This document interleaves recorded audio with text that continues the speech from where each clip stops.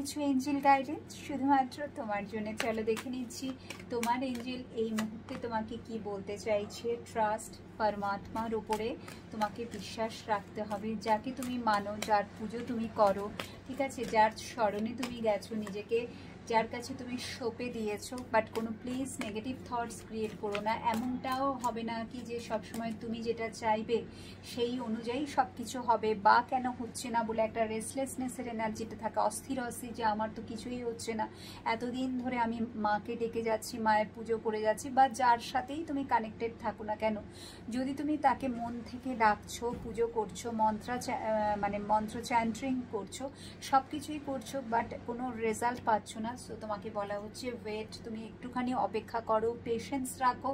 Because আবারও বলছি, যেভাবে তুমি চাইবে হয়তো সেইভাবে জিনিসগুলো নাও হতে পারে, বাট তোমার বেটারমেন্টের জন্য যেটা ভালো সেটাই কিন্তু ইউনিভার্স, এঞ্জেল, ডিভাইন এনার্জি তোমাকে দেবে। দ্যাট ইজ সাকসেস, জীবনে সাফল্য লাভ করা, ঠিক আছে। যে কাজে তুমি যেটা মনস্থির করেছো সেখানে তুমি যাতে সফলতা পাও, যাতে সাকসেস অ্যাচিভ করতে পারো, সেটাই কিন্তু হবে এঞ্জেলের উদ্দেশ্য, এবং সেই দিকেই তিনি তোমাকে নিয়ে যাবেন।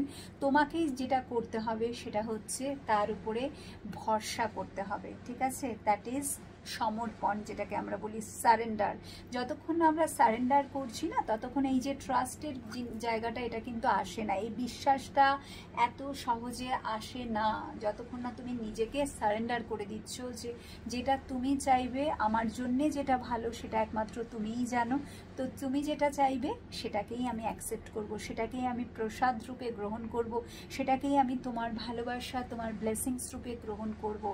তো ঈশ্বরের কাছে যদি তুমি এই মনোকামনা করে থাকো, নিশ্চয়ই তোমার সমস্ত কিছু মনের ইচ্ছেগুলো পূর্ণ হবে বাবু। বাট প্লিজ একটুখানি তার জন্য তোমাকে পেশেন্স রাখতে হবে, কেমন?